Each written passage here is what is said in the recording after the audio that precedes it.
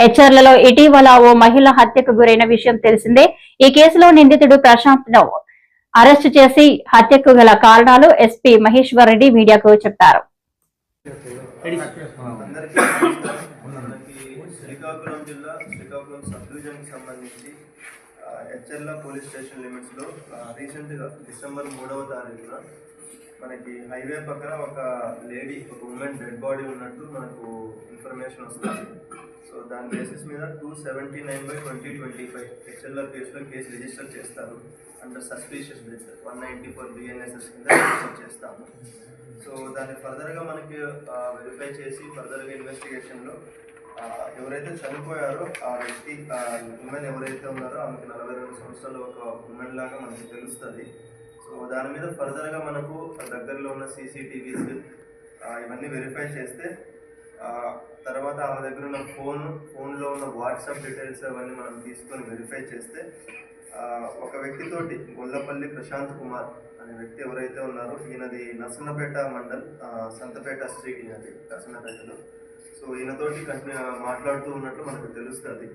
So అది WhatsApp IPDR ఏదైతే ఉందో దాని ప్రకారం అనాలిసిస్ చేసి ఫైండ్ అవుట్ చేశారు అది. సో వీళ్ళిద్దరికి ముందు నుంచి పరిచయం ఉంది వీళ్ళిద్దరికి.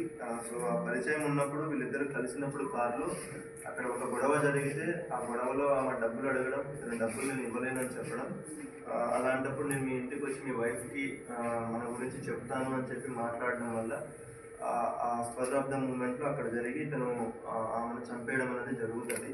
చంపేసిన తర్వాత ఆ బాడీని ఎక్కడ 2-3 చోట్లకి తీసుకుని వెళ్ళి అక్కడెక్కడ కుదరక హైవే పక్కన పడేసి కనిపించకుండా పడేసి వెళ్ళిపోయారని అనుకుంటారు.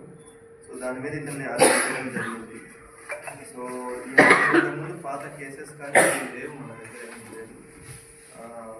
బట్ ఇతను చైల్డ్గా ఉన్నప్పుడు, అంటే మైనర్గా ఉన్నప్పుడు ఇతని పైన ఒకటి 2012లో బైక్ థెఫ్ట్ కేసు మాత్రమే ఉంది. అది కాకుండా వేరే కేసెస్ అయితే ఏం లేవు.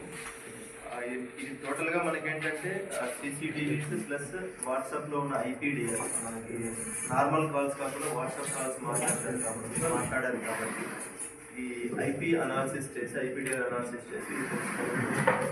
సో దీనికి సంబంధించి మనకి SDPO Srikakulam, CI Jayarpuram and SI HL, SI GC కూడా మీ టీం మొత్తం ఇందులో అండ్ ఇంకా కొంతమంది కానిస్టేబుల్స్ అందరి టీంలో వర్క్ చేయడం జరిగింది.